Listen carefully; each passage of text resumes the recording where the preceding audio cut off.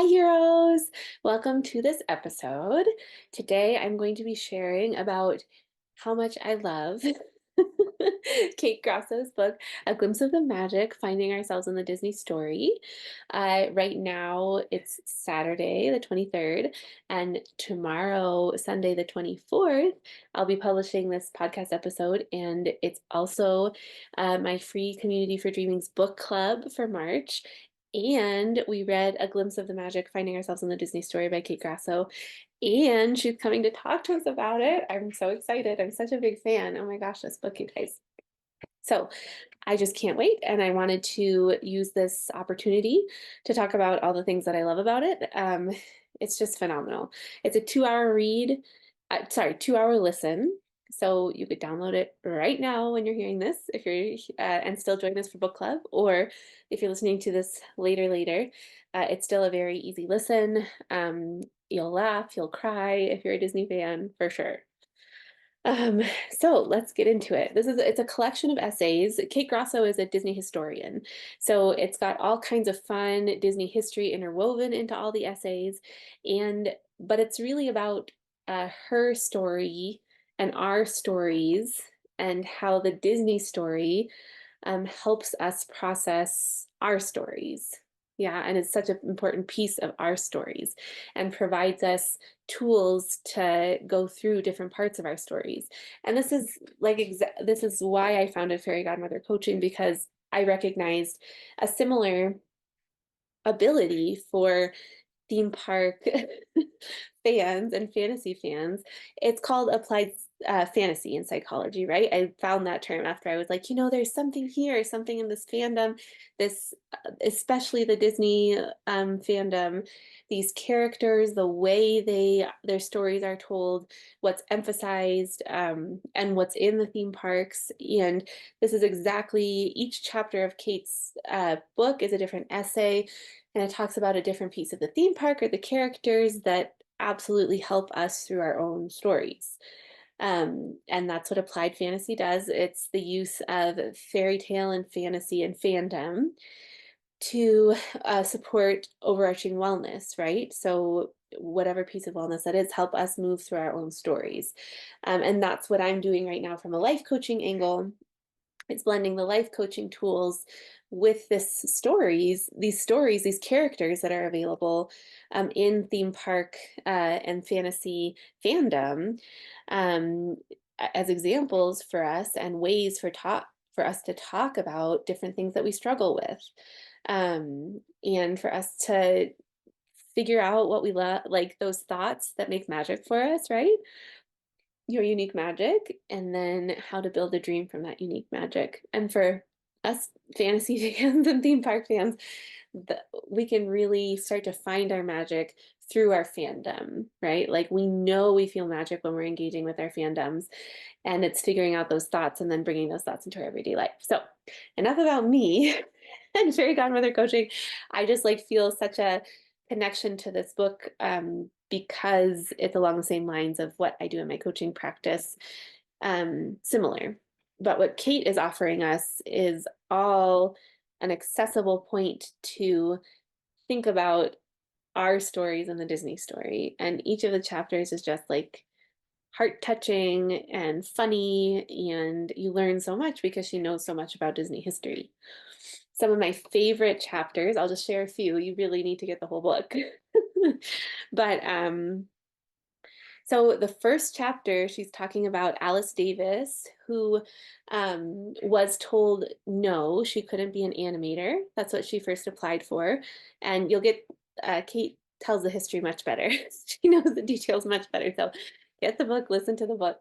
But Alice Davis, and she was married to Mark Davis, who did work for Disney, and he did a lot of different projects. And so, where women were allowed to work in, other than just filling in, inking in the cells, right, was in costuming. So she said, "Okay, I'll go with costuming," and she did revolutionary things in costuming, right, that Kate shares a lot about. But the point of that essay for Kate is to go find your yes, right? Like Alice Davis was told no, and that didn't stop her, and a lot of times life feels like that, right? In the positive intelligence program that I just got certified in, um, or I just got, I can be a guide in. Um, there's this concept of pushing and pulling, right? Like if you feel like you're pushing, pushing, pushing to make something happen, or pushing, pushing, pushing for somebody to do something, or, it just feels like a struggle, consider what you would need to do to make it feel more like you're pulling, right? So it's a similar concept between go find, when you're being told no, when it's a no, go find your yes. And I found this lesson so extremely helpful in entrepreneurship, right? Like sometimes the doors just aren't opening. So go figure out. You can hear my 14-month-old daughter. Usually I record these when they're napping. She did not cooperate today, so sorry about that. Yeah, so go find your yes. And she's just, Alice Davis is such an inspiration, and the way Kate Grasso tells the story really does honor to her and what she contributed to Disney and her spirit and her determination to contribute and make an impact, even though she was told no. How incredible, right? Um, yeah, just in the short past 100 years, right? The change for women. Amazing. Thank you all you female warriors who came before us. Okay, another chapter that I love is chapter 8. And she talks about having beast moments. And I love this image, right? Because the beast in Beauty and the Beast, she says, not ourselves or who we used to be, right? Like the beast is kind of in transition. He's kind of stuck, right? Like he's stuck in this beast mood, anger, right? And he's stuck in the physical form of being the beast, but he is in transition in the entire story between what he once was emotionally and physically, and what he will be emotionally and physically. And the story is really about his and Belle's transformation, right? Um, and just identify like that term to be able to think of the in between as a beast moment, right? And in the kind of coaching I do, which is a lot about setting big dreams and going and getting them. Okay, so you're here, your dream self is here. We know that our thoughts create our feelings, actions, and results, right? So the results I have over here are different than the results I have when I achieve my dream. So I need a whole different thought pattern that creates the action, the feelings and actions I need to create those new results over here. So this whole journey is about creating the thoughts that create that new result in my life. And I've talked about this before as this is the dark sea, right? Like you're standing on the shore here, you're at the glacier here, and in between is the dark sea, and you're fighting an animal that wants to drown you. Yourself, right? Your survival brain. Because our brains do not like to change what we firmly believed before. They don't like that transformation because there's that in between, that cognitive dissonance, where you're starting to see that those limiting beliefs that you once had, and Kate will talk about this later, I'll talk about this in a second, that are keeping you in your results you have now are not serving you to what you want to create. Your mind starts to see it and it's like, whoa, whoa, whoa. It's like losing its grip on what it once thought was reality. And it's scared. That survival brain is like, nope, no, no, no, no, no, go back. Right? Like we've been drowned one too many times by this animal, go back to the shore. And it's learning how to work with that survival brain, that animal, like a certain queen does, right? But to help you get to your glacier, to your snow queen moment. Um, and this is the same, I love like the concept of beast moment because it's the same thing. And we can get stuck in that dark sea, right? We can get stuck in these beast moments. And I just think it's such an amazing term. And I thank Kate Grasso for using it in this way. Um, in this chapter, she also talks about that what Disney really gives us in the parks and in the movies too is that you're so immersed in the experience. Like this he was like a genius at this, right? I I know I read somewhere that like one time Disney was traveling and he went into this person's restaurant and the person knew who he was. You know, he's this famous Walt Disney. And Walt Disney sat there for like I don't know, like half an hour just writing, writing, writing, writing, writing. And when he got up to go, he gave the owner this whole big list of all the things that he could change to make his restaurant more of an experience and be more successful. And he did every single thing. And that restaurant is was immediately more popular and more successful. And I think it continued on, if not still is in existence today. So Walt Disney was like an artist, a creative at like creating these experiences where we lose what we once believed, right? The same idea, where we're able to see ourselves in that next version of ourselves, the new beliefs. And and that is an incredible thing to be able to transport us, even for a moment, to that glacier snow queen self, to know that it's possible, right? Like once your brain has been there, like, wow, like I can believe in hope and magic and all these beautiful things, right? And it just takes that reminder and mind management, right? That's my piece again. But Kate is just talking about this is the beauty of Disney, this immersion that helps us believe in wonder, that there is wonder in the world. And then she talks a lot about choice, right? Like we can believe it when we choose to. She's just like her writing is beautiful, you guys. Um, oh, okay. I had a big aha moment with this chapter. I was listening to it while I was running yesterday, and it's chapter 9, the show behind the show. And okay, so I worked at Disney, 2012. Well, this experience, I think it was 2007. I did the college program. And I was so like this chapter is about Kate taking a behind the scenes tour and being a little disappointed with what was behind the scenes, right? I was so disappointed by what I found behind the scenes for cast members. Like, you guys, it's just normal life. There's trash, it's kind of stinky. There's broken chairs, like she talks about in her behind the scenes tour. Um, like you don't get the same kind of food at all. You know, like there's vending machines, right? Oh, there's I think now they've gotten a little bit better. When I went back in 2012, there were more options. So when I was there in 2007, where I was working, like I just couldn't get any food, so I ate candy for lunch all the time. Yeah, it probably didn't help my mood, but that's too. um, yeah, so I just remember being so let down by this backstage of Disney. You know, I had it in my mind that like it would be magical as well, you know, especially because I know Walt Disney's quotes about like that it's the people that create the dream, right? So it's like, it's going to be awesome, you know, it's going to be just as good as the park, if not better. Um, but Kate's point in the show behind the show is that we all have our messy parts. Even Disney has our messy parts.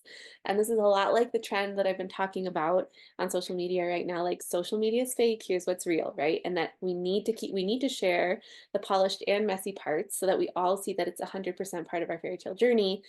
And I just had this aha moment like, oh, like Disney is messy sometimes too. It's okay. And it's okay that I'm messy too, because Disney is messy sometimes too, right? Like I think, you know, I obviously have perfectionist tendencies. Um, and you know, I was so let down because, you know, to me Disney was perfect. And then I saw the backside, the mess, some of the mess, and I just couldn't handle it, you know, but it was really because I was having a hard time accepting the messy bits of myself as well, right? And once we can accept those messy bits of everything, it's okay, right? Like, of course, the trash has to go somewhere, right? Like, it can't just like magically disappear. Or maybe someday we can figure that out for Disney, right? But it was just such an aha moment, like, oh, that's why it bothered me so much. And and that I still need work on accepting the messy parts of me. Thanks, Kate. Thank you. Um, so I don't, oh, the only other thing I want to talk about, and then I want to leave the rest for you to discover in this beautiful, amazing collection of essays. Please download, please listen. Will change a lot of your perspectives. Um, is this idea of ghost rules, which she takes from Todd Henry and Accidental Creative. And it's what we talk about in life coaching, limiting beliefs. It's the same kind of idea, right? That I was just talking about, like the shore, glacier, the in between.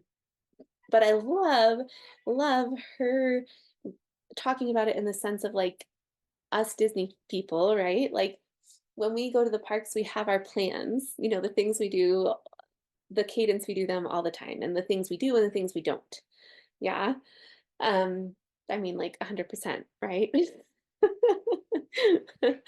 And she's talking about like the experiences she's had where she's gone and she's just decided to do something different, and how um eye-opening it was, and how to me it's like, oh yeah, this is such good practice for pushing the norms in our life, right? Those limiting beliefs, for showing ourselves those ghost rules, for showing ourselves that there's something beyond them, for showing our mind like, oh yes, it's worth going beyond those norms and beliefs and rules.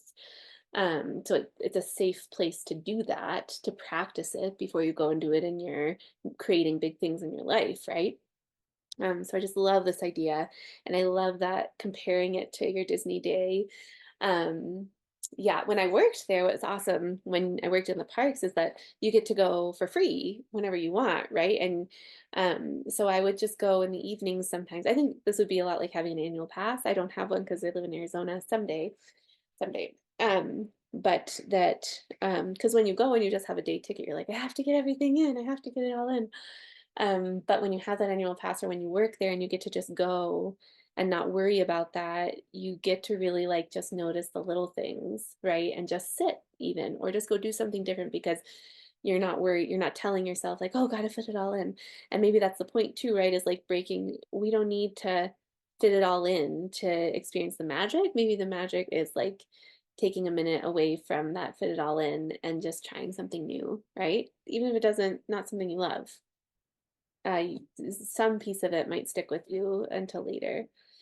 Um, yeah, so it's a great book. I cannot wait to talk to Kate tomorrow, Sunday, March 24th. 2024 at 2 p.m. Pacific Standard Time. If you want to join my free community for dreaming, and then you can get access to our every monthly book club. They're like, they've all been Walt Disney focused and Disney story focused so far. I'm always open to suggestions.